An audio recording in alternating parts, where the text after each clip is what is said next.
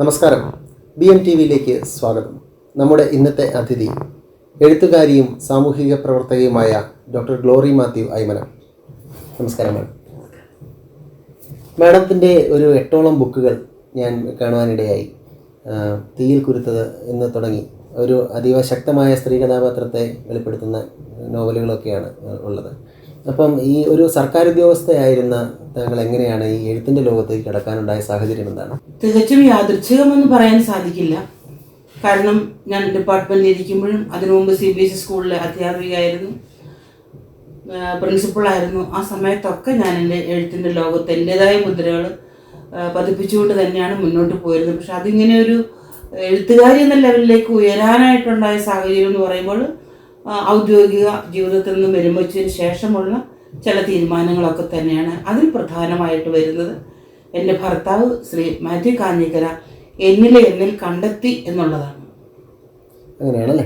അപ്പം തീർച്ചയായിട്ടും നമ്മൾ ശ്രദ്ധിക്കേണ്ട കാര്യം 8 പുസ്തകങ്ങളിലുള്ളത് ആദ്യത്തെ പുസ്തകം തീയിൽ കുരുത്തത് എന്നുള്ളൊരു പേരുണ്ട്. അത് എന്തുകൊണ്ടാണ് അങ്ങനെ ഒരു പേര് സെലക്ട് ചെയ്യുക, അല്ലെങ്കിൽ ആ സബ്ജക്റ്റ് തിരഞ്ഞെടുക്കാൻ കാരണം എന്താണ്? ശരിക്കും ആ പുസ്തകത്തിലെ പ്രധാന കഥാപാത്രം തീയിൽ കുരുത്തവളായതുകൊണ്ട് തന്നെയാണ്. ജീവിതത്തിലെ വിവിധ ദുരിത കയത്തിൽ നിന്നും കയറി ഒരു കുടുംബത്തെ പോറ്റുക, അതോടൊപ്പം തന്നെ സ്വന്തം ഇല്ലായ്മകളും വല്ലായ്മകളും പരിത്യജിച്ചുകൊണ്ട് ഒരു സ്ത്രീ മുന്നോട്ട് പോകുമ്പോൾ ഒരു ഫീനിക്സ് പക്ഷി സ്വന്തം ചാരത്തിൽ നിന്ന് ഉയർത്തെഴുന്നേറ്റ് പറന്നു എന്നതുപോലെയുള്ള ഒരു കഥാപാത്രമാണ് ആ തീയിൽ കുരുത്തത് എന്ന പുസ്തകത്തിലെ പ്രധാന കഥാപാത്രം. അതുകൊണ്ട് തന്നെയാണ് ആ പേര് ഇട്ടതും. അവൾ തീയിൽ കുരുത്തതാണ്. ഈ സാമൂഹിക നീതി വകുപ്പിലെ ആ ജോലി, അതിൽ നിന്ന് ഒരുപാട് സ്ത്രീകളുടെയും കുട്ടികളുടെയും ഒരുപാട് ജീവിതങ്ങൾ അറിയാനിടയുണ്ടായിട്ടുണ്ടാവും. അങ്ങനെയുള്ള അത് ഈ പുസ്തകരചനയിൽ അത് സഹായമായിട്ടില്ല? തീർച്ചയായിട്ടും. എൻ്റെ മുന്നിൽ വന്ന കഥാപാത്രങ്ങളും അവരുടെ കണ്ണുനീരും അവരുടെ കഥകളും തന്നെയാണ് എൻ്റെ ആദ്യത്തെ പുസ്തകത്തിലെ ഓരോ കഥാപാത്രങ്ങളും. പുറത്തുനിന്ന് വേറെ ആരെയും ഞാൻ അതിലേക്ക് സ്വീകരിച്ചിട്ടില്ല. പിന്നെ എൻ്റെ യാത്രയിൽ ഞാൻ യാത്ര ഇഷ്ടപ്പെടുന്ന ഒരാളാണ്. ധാരാളം യാത്രകൾ ചെയ്തിട്ടുണ്ട്. ഇപ്പോൾ ഏറ്റവും അടുത്ത് ലാറ്റിൻ അമേരിക്കയുടെ 6 രാജ്യങ്ങൾ കൂടി കണ്ടു കഴിഞ്ഞപ്പോൾ 43 രാജ്യങ്ങൾ, വിദേശ രാജ്യങ്ങൾ സന്ദർശിക്കാനുള്ള ഭാഗ്യം എനിക്ക് ദൈവം തന്നു. അപ്പോൾ ആദ്യത്തെ പുസ്തകത്തിൽ എൻ്റെ യാത്രക്കിടയിൽ കണ്ടുമുട്ടിയ ചില സംഭവങ്ങളും അല്ലെങ്കിൽ അതിലെ ചില കഥാപാത്രങ്ങളെയും പേര് മാറ്റി, സ്ഥലത്തിൻ്റെ പേര് മാറ്റിയെന്നേ ഉള്ളൂ. It's A real thing in all എല്ലാ കഥകളും റിയലായിട്ട് സംഭവിച്ചിട്ടുള്ളതാണ്. അതിനകത്ത് എൻ്റെ പ്രത്യേകിച്ച് ഭാവനയൊന്നുമില്ല. ഭാഷ ഇത്തിരി മനോഹരമാക്കിയത് മാത്രമേ ഉള്ളൂ. തീർച്ചയായിട്ടും ഒരു നല്ലൊരു എഴുത്തുകാരൻ്റെ ലക്ഷണം എന്ന് പറയുന്നത്, എഴുത്തുകാരിയുടെ ലക്ഷണം എന്ന് പറയുന്നത്, നമ്മൾ സമൂഹത്തിൽ കാണുന്ന നല്ലതായാലും ചള്ളായാലും കുറേ മാതൃകകൾ സമൂഹത്തിൽ നിന്ന് സ്വീകരിച്ച് അത് സ്വന്തം ഭാഷയിലേക്ക് അത് പകർത്തി എഴുതി അത് വരുന്ന തലമുറയ്ക്കായിട്ട് പകർന്നു കൊടുക്കുക എന്നുള്ളതാണല്ലോ ഒരു എഴുത്തുകാരൻ. അപ്പോൾ അതിൽ എത്രത്തോളം ഒരു ആത്മസംതൃപ്തി ഉണ്ട്? അത് പൂർണ്ണമായിട്ടും അത് ചെയ്യാൻ കഴിഞ്ഞോ? ഇനി എങ്ങനെ? തീർച്ചയായിട്ടും പൂർണ്ണമായും എൻ്റെ എഴുത്തുകളെക്കുറിച്ചും എൻ്റെ കഥാപാത്രങ്ങളെക്കുറിച്ചും അത് വിലയിരുത്തിയത് ഞാനല്ല കേട്ടോ, ശരിക്കും വായനക്കാർ തന്നെയാണ്. എൻ്റെ പുസ്തകങ്ങൾ വായിച്ചിട്ട് ആ കഥാപാത്രങ്ങൾക്ക് എങ്ങനെ ജീവൻ നൽകാൻ സാധിച്ചു എന്നുള്ളതിൻ്റെ ചോദ്യങ്ങൾ പലരും എന്നോട് ചോദിച്ചു. അപ്പം അതിൻ്റെ ഒരു ഉത്തരമെന്ന് പറഞ്ഞാൽ അതിൻ്റെ ബാക്കിലുള്ള ഒരു ശക്തി എന്ന് പറയുന്നത് എൻ്റെ അച്ചായൻ ശ്രീ മാത്യു കാഞ്ഞിക്കരയെ തന്നെ വീണ്ടും ഞാൻ പേര് പറയുകയാണ്. കാരണം അദ്ദേഹം ലിറ്ററേച്ചറിലൊക്കെ ഒത്തിരി അറിവുള്ള ഒരാളായിരുന്നു. അപ്പോൾ അദ്ദേഹം എന്നോട് പറഞ്ഞു, ഗ്ലോറി, നീ എഴുതുമ്പോൾ അതിൽ സത്യമുണ്ടാവണം, ജീവനുണ്ടാകണം, ജീവിതം ഉണ്ടാകണം. അപ്പോൾ അങ്ങനെയുള്ള എൻ്റെ തേടലുകളുടെ ഒരു എഴുത്താണ് എൻ്റെ എല്ലാ നോവലിലും ഉള്ളത്. അതുകൊണ്ട് തന്നെ ആ കഥാപാത്രങ്ങൾ ഏറ്റവും ശക്തമായ കഥാപാത്രമാണ്. ഇപ്പോൾ താങ്കൾ ചോദിച്ചതുപോലെ സ്ത്രീ കഥാപാത്രങ്ങൾക്ക് ഞാൻ മുൻതൂക്കം കൊടുത്തുകൊണ്ട് തന്നെയാണ് എഴുതിയിട്ടുള്ളത്. കാരണം സ്ത്രീയാണ് ഈ സമൂഹത്തിൻ്റെ ഏറ്റവും പരമമായ ശക്തി എന്ന് തന്നെ ഞാനും വിശ്വസിക്കുന്നു. അത് പ്രപഞ്ച സൃഷ്ടാവും പറഞ്ഞിട്ടുണ്ട്. സ്ത്രീ പ്രപഞ്ചമാണ്. പ്രപഞ്ചത്തെ സ്ത്രീയെ തുലനം ചെയ്തുകൊണ്ട് തന്നെയാണ് ഓരോരുത്തരും സംസാരിച്ചിട്ടുള്ളത്. So I am proud of my characters. താൻ പാതി ദൈവം പാതി എന്ന് നമ്മൾ പറയാറുണ്ട്. താങ്കളിപ്പോൾ ആകെ 2 ചോദ്യം ചോദിച്ചതിൽ 2ലും ഭർത്താവിനെ കണക്ട് ചെയ്താണ് ആൻസർ പറഞ്ഞത്. അപ്പോൾ ഇത് താൻ പാതി ഭർത്താവ് പാതി എന്നുള്ള നിലയ്ക്കാണെന്ന് തോന്നുന്നു. അത് എന്താ അങ്ങനെ? എവിടെ ചെന്നാലും ഭർത്താവിനെ കുറിച്ച് ഒരു വരിയെങ്കിലും പറയാതെ താങ്കൾ ഇരിക്കാറില്ല. തീർച്ചയായിട്ടും അതാണ് സത്യവും. കാരണം ഞാൻ വിചാരിച്ചു സർവീസിൽ നിന്ന് വിരമിച്ചതിന് ശേഷം പിന്നെ എൻ്റെ ജീവിതം അടുക്കളയിലും ഒക്കെ ആയി ഒതുങ്ങിക്കൂടും, പള്ളിയും അടുക്കളയൊക്കെ ആയിട്ട് ഒതുങ്ങിക്കൂടുമെന്നുള്ള ഒരു ധാരണയായിരുന്നു എനിക്കുണ്ടായിരുന്നത്. അപ്പോൾ അദ്ദേഹമാണ് എന്നോട് പറഞ്ഞത്. അപ്പോൾ ഞാൻ കിലയുടെ ഫാക്കൽറ്റി ആയിട്ട് ഗവൺമെൻറ്റിന് വേണ്ടി ക്ലാസ് എടുക്കാൻ വന്ന ഫാക്കൽറ്റി ആയിരുന്നു, കിലയുടെ ഫാക്കൽറ്റി ആയിരുന്നു. അപ്പോൾ പിന്നീട് സർവീസിൽ നിന്ന് വിരമിച്ചതിന് ശേഷവും എന്നെ ഫാക്കൽറ്റി ആയിട്ട് അവർ ക്ഷണിച്ചിരുന്നു പല പ്രത്യേകിച്ച് വിമൻ എംപവർമെൻറ്റ് ടോപ്പിക്. സോ അതിന് ഞാൻ പോകാമായിരുന്നു. അപ്പോൾ അച്ഛൻ പറഞ്ഞു, ഇനി നീ നിൻ്റേതായ ഫുട് പ്രിൻ്റ് ഉണ്ടാക്കണം. ആ ഫുട് പ്രിൻ്റ് എന്നൊരു വാക്ക് അച്ഛൻ പറഞ്ഞപ്പോൾ ഹൗ ക്യാൻ ഇറ്റ് ബി, ഞാൻ അദ്ദേഹത്തോട് ചോദിച്ചു. അപ്പോൾ അദ്ദേഹം പറഞ്ഞു, your language is good, you must write. ഞാൻ പറയുകയാണ്, ഇത് എന്നെ കേൾക്കുന്ന ഓരോ സ്ത്രീകളോട് ഞാൻ ചോദിക്കുകയാണ്, നമ്മുടെ ഏറ്റവും വലിയ അഭിമാനം എന്ന് പറയുന്നത് നമ്മളെ വളരാൻ അനുവദിക്കുന്ന ഒരു ഭർത്താവാണ്. എല്ലാവരും വിവാഹം കഴിക്കാൻ ആഗ്രഹിക്കുന്നുണ്ട്, വിവാഹ ജീവിതം നയിക്കുന്നുണ്ട്. പക്ഷേ ഇതിൽ എത്ര പേർക്ക് നമ്മെ വളർത്താൻ താല്പര്യമുള്ള ഒരു ഭർത്താവ് ഉണ്ട് എന്നുള്ള ഒരു ചോദ്യം ഞാൻ നിങ്ങളോട് ചോദിക്കുകയാണ്. എൻ്റെ അഭിമാനം അതുതന്നെയാണ്. എന്നിലെ എന്നെ കണ്ടെത്തി, your language is good, you must write and you write this way that way, ഇങ്ങനെ എന്നെ ഡയറക്റ്റ് ചെയ്യുന്ന ഒരു ഭർത്താവിനെ കുറിച്ച് ഞാൻ പറയാതെ പിന്നെ എങ്ങനെ എൻ്റെ ജീവിതം. തീർച്ചയായും അദ്ദേഹമാണ് എൻ്റെ അടിത്തറ. അടിത്തറയില്ലെങ്കിൽ എല്ലാം പോയില്ലേ. തീർച്ചയായിട്ടും താങ്കൾ പറഞ്ഞ വാക്കിൽ ഒരു ദൈവത്തിൻ്റെ പാതി എന്ന് പറയുന്നുണ്ടല്ലോ. അപ്പം ഞങ്ങളുടെ ജീവിതത്തിൽ ആ ദൈവത്തിൻ്റെ പാതി ദൈവം പ്രവർത്തിച്ചു എന്നുള്ളതാണ്. ഭർത്താവിലൂടെ ദൈവം പ്രവർത്തിച്ചു. അതും ആ ഭർത്താവിലൂടെ എന്ന് പറയുമ്പോൾ അതിനും ഒരു പ്രത്യേകത. കാരണം അദ്ദേഹം എന്നെ ആദ്യമായിട്ട് പെണ്ണ് കാണാൻ വന്നപ്പോൾ ഒരു വാട്ടർമാൻ പേനയാണ് തന്നത്, സമ്മാനം. പെണ്ണ് കാണാൻ വന്നപ്പോൾ ഒരു സമ്മാനം തന്നു, വാട്ടർമാൻ പേന. അപ്പോൾ ഞാൻ ആലോചിച്ചു, ഈ ഒരു പേന കൊണ്ടുവരാണ്ട് വല്ല കൊയിൻ കൊണ്ടുവരാൻ പാടുന്നത്. സത്യം ഞാൻ അങ്ങനെ ആലോചിച്ചതാണ്. അത് ഈ സാധാരണ പെണ്ണുങ്ങളുടെ ഒരു ആർത്തി സ്വഭാവം ഉണ്ടല്ലോ, അതുകൊണ്ട് ഞാൻ അങ്ങനെ വിചാരിച്ചതാണ്. പക്ഷേ അത് ദൈവത്തിൻ്റെ ഒരു നിർദ്ദേശമായിരുന്നു. അതാണ് ഞാൻ പറഞ്ഞത്, ദൈവം അയച്ച ഒരു ഭർത്താവിനെ എനിക്ക് കിട്ടിയെന്നുള്ളതാണ് എൻ്റെ ജീവിതത്തിലെ ഏറ്റവും വലിയ ഹൈലൈറ്റ്. അപ്പോൾ അദ്ദേഹം തന്ന പേന അതിനാവശ്യമുണ്ടായത് എപ്പോഴാണെന്നുള്ളതും എനിക്കൊന്നറിയില്ലായിരുന്നു. ഞാൻ ഈ പേനെ അലമാരിക്കകത്ത് വെച്ചിട്ടുണ്ട്, ഇപ്പോഴും എൻ്റെ കബേർഡിനകത്ത് ഇരിക്കുന്നുണ്ട്. പക്ഷെ പേന യൂസ്ഫുൾ ആയത് ആഫ്റ്റർ റിട്ടയർമെൻ്റ് ആണ്. എന്നോട് എഴുതാൻ പറഞ്ഞു, എഴുതി. അങ്ങനെ എൻ്റെ ആദ്യത്തെ പുസ്തകം തീയിൽ കുരുത്തത് വായനക്കാരിൽ നിന്നും പ്രതികരണങ്ങളും എല്ലാം എൻ്റെ ഫ്രണ്ട്സും എല്ലാവരും പറഞ്ഞു വളരെ നന്നായിട്ടുണ്ട്, ഗ്ലോറിയെ കൊണ്ട് ഇനിയും എഴുതിക്കണം എന്ന് പറഞ്ഞ് ഞാൻ രണ്ടാമത്തെ നോവൽ എഴുതാൻ ഇങ്ങനെ ഇരിക്കുമ്പോഴാണ് ഞാൻ ബാക്കിലേക്ക് ചിന്തിച്ചു, ദൈവത്തിൻ്റെ ഒരു ടച്ച് ആയിരുന്നില്ലേ അമ്മ പേന കൊടുത്തയച്ചത്. പിന്നെ രണ്ടാമത്തെ നോവൽ എഴുതുമ്പോൾ ആശുവിനോ അറിയാത്തവർക്ക് വേണ്ടി ഞാൻ പറയുകയാണ്, രണ്ടാമത്തെ നോവലിൻ്റെ ത്രെഡ് അച്ചായൻ പറഞ്ഞു തന്നതിന് ശേഷമാണ് അച്ചായൻ ഇൻ ആൻഡ് ഔട്ട് ഹോസ്പിറ്റലാവുന്നതും. ഒരു 2021 ഫെബ്രുവരി മുതലാണ് അദ്ദേഹം രോഗിയായി എന്നുള്ള കാര്യം എനിക്ക് അപ്പോഴും അച്ചായൻ ഇങ്ങനെ സീരിയസ് ആണെന്നുള്ള സ്റ്റേജ് എനിക്ക് അറിയത്തില്ല. But he knows everything that. അപ്പോൾ അദ്ദേഹം അതിനുശേഷം 2021 ഫെബ്രുവരി മുതൽ എനിക്ക് ഓരോരോ പുസ്തകങ്ങളുടെ ത്രെഡുകൾ ഇങ്ങനെ പറഞ്ഞു തരാൻ തുടങ്ങി.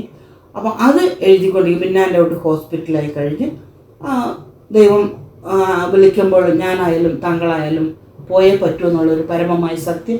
അതും അദ്ദേഹം ഓരോ ദിവസവും അടിവരയിട്ട് പറയുമായിരുന്നു, എന്നെ എൻ്റെ കർത്താവ് ഞാൻ ആഗ്രഹിക്കുന്ന പ്രകാരം ഒരുക്കി കൊണ്ടുപോകും. എനിക്ക് ശേഷം നിൻ്റെ ജീവിതം ബാക്കി വച്ച യാത്രകൾ പോവുക, തിരിച്ചു വരിക, എഴുതുക. എനിക്ക് ആ ഒരൊറ്റ ഡ്യൂട്ടി എൻ്റെ അച്ചായൻ തന്നിട്ടുള്ളൂ, എഴുതുക. കാരണം നിൻ്റെ ഓരോ എഴുത്തിലും ഓരോ പുസ്തകത്തിലും ഒരു പാരഗ്രാഫെങ്കിലും എന്നെക്കുറിച്ചുണ്ടാവും. അങ്ങനെ ഞാൻ വീണ്ടും ജീവിക്കും. അപ്പോൾ മരണാനന്തര ജീവിതം എന്ന് പറയുന്നത് മനുഷ്യ ഹൃദയങ്ങളിലാണ് ഒരു മനുഷ്യൻ ജീവിക്കേണ്ടതെന്നുള്ളതിൻ്റെ ഏറ്റവും വലിയ ഉദാഹരണമായിട്ട് അദ്ദേഹം പറഞ്ഞാണ്, നിൻ്റെ പുസ്തകങ്ങളിലൂടെ ഞാനും ജീവിക്കും. അപ്പോൾ ഈ ഫുട് പ്രിൻറ്റിൻ്റെ കാര്യത്തിലേക്ക് വരുമ്പോൾ അങ്ങനെ ഒരാളുടെ വാക്കുകളാണ് എനിക്ക് പ്രചോദനമായത്. ഫുട് പ്രിൻറ്റ്, നമ്മളുടെ എല്ലാം പ്രിയപ്പെട്ട APJ അബ്ദുൽ കലാം. ഞാൻ ഓരോ ക്ലാസ്സിൽ കുട്ടികൾക്ക് മോട്ടിവേഷൻ ക്ലാസ് എടുക്കാൻ പോകുന്ന ആളാണ് ഞാൻ. അപ്പോൾ ഓരോ ക്ലാസ്സിലും ഞാൻ കുട്ടികൾക്ക് പറഞ്ഞു കൊടുക്കുന്ന അല്ലെങ്കിൽ കാണിച്ചു കൊടുക്കുന്ന ഒരു അഭിമാന വ്യക്തിത്വമാണ് ഡോക്ടർ APJ അബ്ദുൽ കലാം. അദ്ദേഹത്തിൻ്റെ അഗ്നിച്ചിറകുകൾ, ദി വിങ്സ് ഓഫ് ഫയർ, ആ ബുക്കിലെ വരികളാണ് ജീവിതമാകുന്ന വഴിത്താരിയിൽ നമ്മൾ യാത്ര ചെയ്യുമ്പോൾ വലിച്ചിഴയ്ക്കാതിരിക്കുക നിങ്ങളുടെ കാലടിപ്പാടുകൾ, വലിച്ചിഴയ്ക്കാതിരിക്കുക നിങ്ങളുടെ കാലടിപ്പാടുകൾ എന്ന് അദ്ദേഹം പറഞ്ഞതിൻ്റെ അർത്ഥം നമ്മുടെ ജീവിതയാത്രയിൽ നമ്മൾ ഇങ്ങനെ കാല് വലിച്ചിഴച്ചിങ്ങനെ നടന്നു പോകുമ്പോൾ വെറും ഒരു വര, ഈ കുട്ടിയൊക്കെ കളിക്കുമ്പോൾ വരയ്ക്കുന്ന പോലത്തെ വെറും ഒരു വര മാത്രമേ കാണുള്ളൂ. പക്ഷേ അടിവെച്ച കാൽവയ്പ്പുകളോടി ഉറച്ച തീരുമാനത്തോടു കൂടി നമ്മൾ ജീവിക്കുമ്പോൾ നമ്മുടെ പിൻഗാമികൾക്ക് കാണാൻ സാധിക്കുന്നത് ആ ഉറച്ച കാലടിപ്പാടുകളാണ്, ഫുട് പ്രിൻറ്റ്സ്. അങ്ങനെയുള്ള ഫുട് പ്രിൻറ്റ്സ് ആണ് ഓരോ രചനകളും, ഓരോ സൃഷ്ടികളും. എഴുത്ത് മാത്രമല്ല, ഇപ്പോൾ ശില്പികൾ രൂപം ഉണ്ടാക്കുന്നുണ്ട്, സിനിമ ഉണ്ടാക്കുന്നുണ്ട്. അതിന് സൃഷ്ടി വാട്ട് എവർ ഇറ്റ് ഈസ്, അത് ഫുട് പ്രിൻറ്റ്സ് ആണ്. ആ ഫുട് പ്രിൻറ്റ്സ് ആണ് നമ്മുടെ പിൻഗാമികൾക്ക് അഭിമാനപൂർവ്വം നമുക്ക് കൊടുക്കാനുള്ള സമ്മാനം. പറയാനുമുണ്ട്, സമ്മാനമുണ്ട്. സോ ആ ഒരു ലെവലിൽ എഴുത്തുകാരി എന്നുള്ള നിലയ്ക്ക് ഞാൻ പൂർണ്ണ സംതൃപ്തിയാണ്. ഇപ്പം സാമൂഹിക നീതി വകുപ്പിലെ ഒരു ഉദ്യോഗസ്ഥയായിരുന്നു, ഒരുപാട് വർഷത്തെ എക്സ്പീരിയൻസും ഉണ്ട്. അതിനുശേഷം ഇങ്ങനെ അച്ചായൻ്റെ പിന്തുണയോടുകൂടി എഴുതാൻ ആരംഭിച്ചു. ആ എഴുതാൻ ആരംഭിച്ചതിന് ശേഷം ഒരു സ്ത്രീ എന്ന നിലയിൽ ഉണ്ടായ ഒരു മാനസിക വ്യാപാരങ്ങൾ അല്ലെങ്കിൽ ഒരു ട്രാൻസ്ഫോർമേഷൻ, അതെങ്ങനെയാണ് ഇപ്പോൾ ഓർത്തെടുക്കാൻ കഴിയുന്നത്? സത്യം പറഞ്ഞാൽ ഒരു തൂലികയുടെ ശക്തി എന്താണെന്നുള്ളത് ഓരോ എഴുത്തുകാരനും സമൂഹത്തോട് വിളിച്ചു പറയുന്നൊരു സത്യം തന്നെയാണ്. ഒരു എഴുത്തുകാരൻ്റെ പേന കൊണ്ട് വേണമെങ്കിൽ ഒരാളെ കൊല്ലാനും സാധിക്കും, ഒരാളെ ജീവിപ്പിക്കാനും സാധിക്കും എന്നുള്ളത് തെളിയിച്ചിട്ടുണ്ട് ഞാൻ എൻ്റെ ഹാഗാറിൻ്റെ സന്തതികൾ എന്ന നോവലിലൂടെ. മരിച്ചുപോയ ഒരാളെ ജീവിപ്പിക്കാനായിട്ട് പേനയ്ക്ക് സാധിക്കുമെങ്കിൽ ഓരോ എഴുത്തുകാരനും അഭിമാനിക്കേണ്ടത് അവൻ്റെ എഴുത്തിലൂടെ തന്നെയാണ്. സർക്കാർ സർവീസിലിരിക്കുമ്പോൾ മറ്റൊരു മേഖലയാണ്. നമ്മൾ സർക്കാരിന് വേണ്ടി ഒരു ഉപകരണമായി പ്രവർത്തിക്കുന്നു, we have done our duty എന്നുള്ളൊരു സാറ്റിസ്ഫാക്ഷൻ മാത്രമേ ഉള്ളൂ. പക്ഷേ ഒരു എഴുത്തുകാരി എന്ന് പറയുമ്പോൾ നമ്മുടേതായ മുദ്രകൾ, കാരണം സർക്കാർ സർവീസിലിരിക്കുമ്പോൾ നമുക്ക് പരിമിതികളുണ്ട്. എഴുത്തുകാരന് പരിമിതികളില്ല, നമുക്ക് പരിമിതികളുണ്ട്. കാരണം സർക്കാരിൻ്റെ ഒരു വാള് നമ്മുടെ തലയ്ക്ക് മുകളിലുണ്ട്. ഏതൊരു സർക്കാർ ഉദ്യോഗസ്ഥൻ്റെ തലയ്ക്ക് മുകളിൽ ഒരു വാളുണ്ട്. അപ്പോൾ ആ ഒരു ഭയം നമുക്ക് സ്വതന്ത്രമായിട്ട് പറയാനോ എഴുതാനോ സാധിക്കില്ല. പക്ഷേ ആഫ്റ്റർ റിട്ടയർമെന്റ് നമുക്ക് സ്വതന്ത്രമായിട്ട് സമൂഹത്തോട് പറയാനുള്ളത് എഴുതാൻ സാധിക്കുന്നു. അതിൽ നമ്മൾ ആത്മസംതൃപ്തിയുണ്ട് തീർച്ചയായിട്ടും. അപ്പൊ അങ്ങനെ സ്വതന്ത്രമായിട്ട് എഴുതുമ്പോൾ എൻ്റെ പോളിസി സത്യസന്ധമായിട്ട് എഴുതണമെന്നുള്ളതാണ്. നമ്മളുടെ സ്വാതന്ത്ര്യം ഇപ്പം നമ്മൾ പ്രത്യേകിച്ച് ഇന്ത്യയിൽ ജനാധിപത്യ രാജ്യമാണ്. എല്ലാ പൗരന്മാർക്കും പരമ സ്വാതന്ത്ര്യം, പരമ ഇതൊക്കെ ഉണ്ട്. പക്ഷേ മഹാത്മാഗാന്ധിയുടെ ആ സ്വാതന്ത്ര്യത്തിൻ്റെ പോളിസിയോടാണ് ഞാൻ യോജിക്കുന്നത്.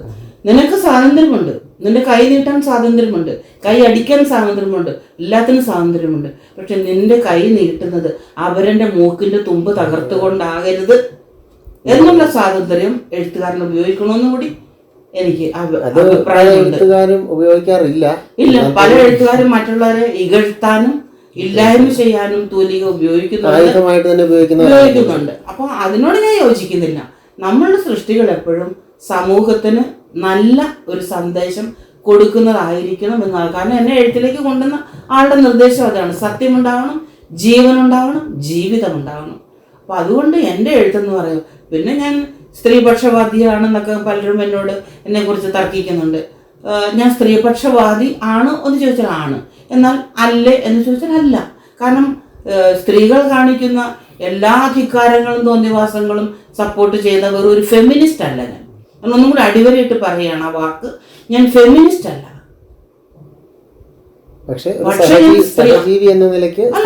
സ്ത്രീകളെ ഞാൻ ആദരിക്കുന്നു, സ്ത്രീകളെ ബഹുമാനിക്കുന്നു, വളരാൻ ആഗ്രഹിക്കുന്ന എല്ലാ സ്ത്രീകളെയും എന്നാലാവുന്ന വിധത്തിൽ ഞാൻ അവരെ പ്രൊമോട്ട് ചെയ്ത് വളരാനായിട്ട് സഹായിക്കുന്നുണ്ട്. പക്ഷേ സ്ത്രീകൾ ചെയ്യുന്ന എല്ലാ തെറ്റുകളെയും അംഗീകരിച്ചു കൊടുക്കാൻ ഒരു സ്ത്രീ എന്നുള്ള നിലയ്ക്ക് ഞാൻ തയ്യാറല്ല. ഒരു ചോദ്യം ചോദിച്ചോട്ടെ. അതായത് ഇപ്പം പറഞ്ഞു വന്നതുമായിട്ട് ബന്ധപ്പെട്ടാണ്. ഇപ്പം ഒരു കാലത്ത് സ്ത്രീകൾ ഈ അബലകളായിരുന്നു എന്ന് നമ്മൾ പറയുമായിരുന്നു. പക്ഷെ എന്നാൽ കാലം പുരോഗമിച്ചപ്പോൾ സ്ത്രീകൾ ഏകദേശം ഒരു പുരുഷന്മാരുടെ തുല്യം ഒരു നിലയിലേക്ക് തന്നെ ഇപ്പോൾ സ്വാഭാവികമായിട്ടും പുരുഷന്മാർ അനുവദിച്ചു കൊടുത്തിട്ടോ ഇല്ലെങ്കിൽ അവർ കൊണ്ടുവന്നതോ അല്ല, സ്വയം തന്നെ സ്ത്രീ സമൂഹം ഒരല്പം ഉയർന്ന ഒരു സാഹചര്യമുണ്ട്. അതിനൊപ്പം തന്നെ അവർക്ക് കിട്ടുന്ന ഒരു ആനുകൂല്യങ്ങളോ ഇല്ലെങ്കിൽ ഒരു സ്നേഹവും ഇല്ലെങ്കിൽ ഒരു ഇതൊക്കെ അവർ ദുരുപയോഗം ചെയ്യുന്നുണ്ടോ എന്നുള്ളത് എന്താ കാണുന്നത്? It depends on the circumstances and it depends on the person itself. 1964 ഗാർഹിക പീഡന നിയമം അത് ആക്ട് നിലവിൽ വന്നപ്പോൾ ഒത്തിരി സ്ത്രീകൾക്ക് അത് ഉപകാരപ്രദമായിരുന്നു. കാരണം പ്രത്യേകിച്ച് ക്രിസ്ത്യൻ ഫാമിലീസിൽ, ഞാൻ എടുത്തു പറയുന്നു, ക്രിസ്ത്യൻ ഫാമിലീസിൽ സ്ത്രീകൾക്ക് പിതാവിൻ്റെ സ്വത്തുക്കൾ കിട്ടില്ല, വിവാഹത്തിന് ശേഷം സ്വന്തം കുടുംബമായിട്ടൊരു ബന്ധമില്ല, അങ്ങനെ ഒത്തിരി പ്രശ്നങ്ങൾ സാമ്പത്തിക മേഖലയിൽ സ്ത്രീകൾ അനുഭവിച്ചിരുന്നു. അതുപോലെ കുടുംബത്തിലാണെങ്കിലും അവൾക്കൊരു സ്റ്റാറ്റസ് ഉണ്ടായിരുന്നത് അവൻ്റെ ഭാര്യ എന്നുള്ള സ്റ്റാറ്റസ് അല്ലാതെ അവൾ ഭർത്താവിൻ്റെ കുടുംബത്തിലെ ഒരു അംഗം എന്നുള്ള ഒരു സ്റ്റാറ്റസ് സ്ത്രീകൾക്ക് കിട്ടിയിരുന്നില്ല. പക്ഷെ ആ ഒരു സ്റ്റാറ്റസിലേക്ക് ഉയരാനായിട്ട് നിയമങ്ങൾ അവളെ സഹായിച്ചു എന്നുള്ളത് ശരി തന്നെയാണ്. പക്ഷേ ആ നിയമങ്ങൾ പലയിടത്തും താങ്കൾ പറഞ്ഞതുപോലെ മിസ്യൂസ് ചെയ്യപ്പെടുന്നുണ്ട് എന്നുള്ളതും മറ്റൊരു സത്യമാണ്. അനാവശ്യമായി പുരുഷനെതിരെ ആരോപണങ്ങൾ ഉന്നയിച്ചുകൊണ്ട് കള്ളക്കേസുകളൊക്കെ ഉണ്ടാക്കുമ്പോൾ പോലീസുകാരും സമൂഹവും ഉൾപ്പെടെ അവളുടെ കള്ളക്കഥകളും അവളുടെ കള്ളക്കണ്ണീരിനും വില കൊടുത്തുകൊണ്ട് പല നിരപരാധികളും ക്രൂശിക്കപ്പെട്ടതായിട്ട് എൻ്റെ അനുഭവത്തിലുണ്ട്.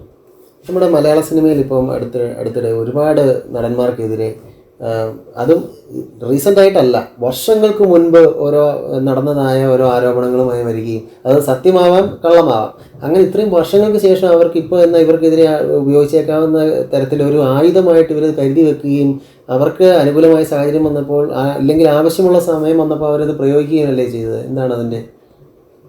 അതിപ്പോൾ എല്ലാവർക്കും അറിയാവുന്ന സത്യം തന്നെയല്ലേ.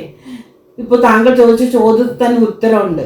കാരണം 12 വർഷത്തിന് ശേഷം ഒരു സ്ത്രീ എന്നെ ഇന്ന ആൾ പീഡിപ്പിച്ചു, ഞാൻ പറയുന്നില്ല ഇന്ന സിനിമാ നടൻ, ഞാൻ പറയുന്നില്ല, പല സിനിമാ നടന്മാരെ കുറിച്ചും പരാതിയുണ്ട്, പല സമൂഹത്തിലെ ഉന്നത വ്യക്തികളെ കുറിച്ചെങ്കിലും സ്ത്രീകൾ പരാതി കൊടുക്കുമ്പോൾ ഇവനൊരു സഭയുടെ, അധികം പേര് പറയുന്നില്ല, ഒരു സഭയുടെ തലവനെതിരായിട്ടും ആ സഭയിലെ സ്ത്രീകൾ, സന്യാസ സമൂഹമൊക്കെ 10-12 വർഷത്തിന് ശേഷമൊക്കെ എന്നെ പീഡിപ്പിച്ചു, അത് 13 പ്രാവശ്യം പീഡിപ്പിച്ചു എന്നൊക്കെ പറയുമ്പോൾ ഈ നിയമത്തിൻ്റെ, സ്ത്രീ സുരക്ഷാ നിയമത്തിൻ്റെ പഴുതിലൂടെ രക്ഷപ്പെടാമെന്നുള്ള കുറുക്കൻ്റെ ബുദ്ധിയാണ് അവർ കാണിച്ചതെന്നേ ഞാൻ പറയുള്ളൂ. സത്യത്തിൽ പുരുഷന്മാരവിടെ വഞ്ചിക്കപ്പെടുകയായിരുന്നു എന്നാണ് എൻ്റെ നിഗമനം. കാരണം ഈയിടെ ഇപ്പോൾ തിയേറ്ററിൽ കളിച്ചുകൊണ്ടിരിക്കുന്ന ഒരു സിനിമയിൽ പോലും ഒരു രംഗം വളരെ വ്യക്തമായിട്ട് മമ്മൂട്ടി കമ്പനി ആ സിനിമയിൽ അത് കാണിച്ചിട്ടുണ്ട്. കാരണം സ്ത്രീ രഹസ്യ ക്യാമറ ഒളിപ്പിച്ച് വെച്ചുകൊണ്ട് പുരുഷനോടൊപ്പം ശയിക്കാൻ ശ്രമിക്കുന്നു. അവളോട് ചോദിക്കുമ്പോൾ എനിക്ക് പണത്തിന് ആവശ്യമുണ്ട്. ഇറ്റ്സ് വെരി വെരി, എനിക്ക് അറിയത്തില്ല അങ്ങനെയുള്ള സ്ത്രീകളെ കുറിച്ച് എന്ത് വാക്കാണ് പ്രയോഗിക്കുന്നത് ചോദിച്ചാൽ അറിയില്ല. അവർക്ക് അനുകൂലമായ നിയമത്തെ അവരൊരു ആയുധമാക്കി മാറ്റുകയാണ് ചെയ്യുന്നത്. അവരെ ആയുധമാക്കല്ല, അവർ ശരിക്കും നിയമത്തെ പരിഹസിക്കുകയാണ്. കാരണം ഞങ്ങൾക്ക് എന്തു ആകാം, ഞങ്ങൾ സ്ത്രീകളായതുകൊണ്ട് ആരും ഞങ്ങൾക്ക് സപ്പോർട്ട് ചെയ്യത്തുള്ളൂ എന്നുള്ള ഒരു അമിതമായിട്ടുള്ള കോൺഫിഡൻസിലൂടെ. പിന്നെ അവരുടെ കയ്യിൽ പണം, ഇന്നും പണത്തിന് വേണ്ടി ആർക്കും എന്തും ചെയ്തു കൊടുക്കാൻ തയ്യാറുള്ള അഭിഭാഷക വൃന്ദമുണ്ട്, പോലീസുകാരുണ്ട്, സമൂഹത്തിൽ ഒത്തിരി ഉന്നത വ്യക്തികളുണ്ട്. താങ്കളുടെ കയ്യിൽ പണമുണ്ടോ, താങ്കൾ എന്ത് തെറ്റ് ചെയ്താലും അത് തെറ്റല്ലെന്ന് സ്ഥാപിക്കാൻ ഞാൻ ഉൾപ്പെടുന്ന ഉദ്യോഗസ്ഥർ തയ്യാറാവുന്ന ഒരു സമൂഹമാണെന്നുള്ളത്. അപ്പോൾ എനിക്കും ആ സംഭവത്തെക്കുറിച്ച് പറയാം. അവിടെയും ഞാൻ എൻ്റെ ഭർത്താവിൻ്റെ ഒരു വാക്ക് കോട്ട് ചെയ്യുന്നതിൽ നിങ്ങളാരും വിഷമിക്കരുത്. എൻ്റെ ഭർത്താവ് ഞങ്ങൾ ഒരുമിച്ച് സംസാരിച്ചുകൊണ്ടിരിക്കുമ്പോൾ പറഞ്ഞൊരു വാക്കാണ്, സ്ത്രീകൾക്ക് ദൈവം കൂടുതൽ സൗന്ദര്യം നൽകിയിട്ടുണ്ട്, അത് ഞങ്ങളങ്ങ് അംഗീകരിച്ച് തരിക. അപ്പം നിങ്ങൾ പറയും പൂവൻകോഴിയല്ലേ കാണാൻ ഭംഗി, അങ്ങനെയല്ലേ എന്നൊക്കെ നിങ്ങൾ സമർത്ഥിക്കും. പക്ഷേ സ്ത്രീകളെയാണ് ദൈവം കൂടുതൽ വാത്സല്യത്തോടെ, കൂടുതൽ സമയമെടുത്ത് അരുമയോടെ സൃഷ്ടിച്ചത് എന്നാണ് പ്രപഞ്ചത്തിലെ എല്ലാവരും വിശ്വസിക്കുന്നത്. അതാണ് അതിൻ്റെ കാരണം. എന്താണെന്ന് വെച്ചാൽ സ്ത്രീകൾക്ക് നിരവധി കടമകളുണ്ട്, ഒരേ സമയം പല ഉത്തരവാദിത്തങ്ങൾ ചെയ്യേണ്ടതുണ്ട്. അവളുടെ സഹനമാണ് ഒരു കുടുംബത്തിൻ്റെ നിലനിൽപ്പ്, അവളുടെ സഹകരണമാണ് ഒരു സമുദായത്തിൻ്റെ നിലനിൽപ്പ്, ഒരു പ്രപഞ്ചത്തിൻ്റെ നിലനിൽപ്പ്. അവൾ കുഞ്ഞിന് ജന്മം കൊടുക്കുന്നില്ല എങ്കിൽ പുരുഷൻ്റെ ബീജത്തിന് അവിടെ ഒരു വിലയുമില്ല. പുരുഷൻ ബീജം നൽകുന്ന ആൾ മാത്രമാണ്. ആ ബീജം കുഞ്ഞായി ജനിക്കണോ വളർത്തണോ എന്ന് തീരുമാനിക്കുന്ന ഒരു സ്ത്രീയാണ്. അപ്പോൾ സ്ത്രീയുടെ പ്രാധാന്യം എത്രയാണെന്നുള്ളത് പ്രപഞ്ച സൃഷ്ടാവ് കണക്കിലെടുത്തിട്ടുണ്ട്. അപ്പോൾ എൻ്റെ അച്ചായൻ പറഞ്ഞതെന്ന് വെച്ചാൽ, അത് നിങ്ങൾ അഹങ്കരിക്കാനല്ല, നിങ്ങളുടെ സൗന്ദര്യം നിങ്ങൾ അഹങ്കരിക്കാനല്ല, നിങ്ങൾ ആത്മാഭിമാനത്തോടെ ജീവിക്കാനാണ്. സൗന്ദര്യം വിറ്റ് ജീവിക്കുന്നവർക്ക് ഉപയോഗിക്കുന്ന ഒരു വാക്കുണ്ട്, അത് ഞാൻ പറഞ്ഞാൽ കുഴപ്പമുണ്ടോ? പറയണമെന്നില്ല, എല്ലാവർക്കും മനസ്സിലായില്ല. വിറ്റ് ജീവിക്കുന്ന കച്ചവടക്കാരികളുടെ പേരെന്താണെന്ന്, അതാണ് അവരുടെ പേര്, മനസ്സിലായോ? അതുകൊണ്ട് സൗന്ദര്യം വിറ്റ് ജീവിക്കാനുള്ളതല്ല, അത് ആസ്വദിക്കാനും ആത്മസംതൃപ്തിയോടെ ജീവിക്കാനും മറ്റുള്ളവർക്കും പ്രയോജനപ്പെടുത്തുന്ന രീതിയിൽ. ഇങ്ങനെ പറയുമ്പോൾ റീസെൻ്റ് ആയിട്ടുള്ള ഒരു സംഭവം കൂടെ ഓർത്തെടുത്താൽ, ഒരു വൻ വ്യവസായി ഇത്തരത്തിലൊരു സ്ത്രീയെ ഒരു പൊതുവേദിയിൽ പുകഴ്ത്തി പറയുകയും, മോശമായി പറഞ്ഞതല്ല, പുകഴ്ത്തി പറയുകയും ഒരു പുരാണ കഥാപാത്രമായി പറയുകയും, അത് എൻ്റെ ഒരു ഭാഷയിൽ പറഞ്ഞാൽ ഇലയുടെ ഭാഗത്ത് ആശാരിയുടെ ഭാഗത്തും കുറ്റമുണ്ട്, തടിയുടെ ഭാഗത്തും കുറ്റമുണ്ട്. പക്ഷെ കൂടുതലും ഞാൻ മനസ്സിലാക്കുന്നത് സ്ത്രീയുടെ സൗന്ദര്യം മറ്റുള്ളവരെ പ്രലോഭിപ്പിക്കാനുള്ളതല്ല. സ്ത്രീയെ കാണുമ്പോൾ ഒരു പുരുഷന് തോന്നേണ്ടത് കാമമല്ല, സ്നേഹമാണ്, ആദരവാണ്. അപ്പോൾ കാമം തോന്നാതിരിക്കണമെങ്കിൽ ആ രീതിയിൽ സ്ത്രീ വസ്ത്രധാരണം ചെയ്യണം. എന്ന് ചോദിച്ചിട്ട് മുസ്ലിം സ്ത്രീകൾ നടക്കണ പോലെ കണ്ണു മാത്രം കാണിച്ച് മുഴുവൻ പർദ്ദയിട്ട് നടക്കണമെന്ന് ഞാൻ പറയുന്നില്ല. നിങ്ങൾക്ക് തന്നിരിക്കുന്ന സൗന്ദര്യം കാണിക്കേണ്ടവരെ കാണിച്ചാൽ പോരെ. എല്ലാവരെയും കാണിക്കാൻ വേണ്ടി ആ ഷേപ്പൊക്കെ കാണിച്ചിങ്ങനെ നടക്കുമ്പോൾ പുരുഷനെ ദൈവം വെറും ബലഹീനായിട്ടാണ് സൃഷ്ടിച്ചിരിക്കുന്നത്. സ്ത്രീയുടെ ശക്തിയൊന്നും പുരുഷനില്ല. മനുഷ്യൻ വെറും ബലഹീനനാണ് അവൻ. പുരുഷൻ വെറും ബലഹീനനാണ്. അപ്പോൾ ആ രീതിയിൽ ദൈവം അവർക്കൊരു ശാപം കൊടുത്തിട്ടുണ്ട്. പുരുഷന്മാർക്ക് സ്ത്രീക്കെല്ലാം ഒതുക്കി വെക്കാനുള്ള സൗകര്യം ദൈവം കൊടുത്തിട്ടുണ്ട്. പുരുഷനതില്ല. യു മീൻ മനസ്സിലാകുമെന്ന് ഞാൻ മനസ്സിലാക്കുന്നു. പുരുഷന്റെ അനാട്ടമി അങ്ങനെയാണ്. അപ്പോൾ അങ്ങനെ വെറുതെ പുരുഷനെ പ്രലോഭിപ്പിച്ച് നടക്കേണ്ട ആവശ്യമുണ്ടോ?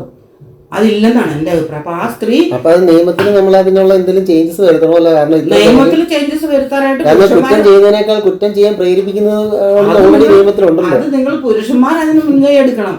ഞങ്ങൾക്ക് സഹിക്കാൻ പാടാത്ത രീതിയിലൊക്കെ നിങ്ങൾ നടന്ന ഞങ്ങൾ ചിലപ്പോൾ വല്ലതും പറഞ്ഞു പോകും. കാരണം ഞങ്ങൾ സാധാരണ ബലഹീനരായ മനുഷ്യരാണെന്ന് നിങ്ങൾ വാദിക്കണം അല്ലേ?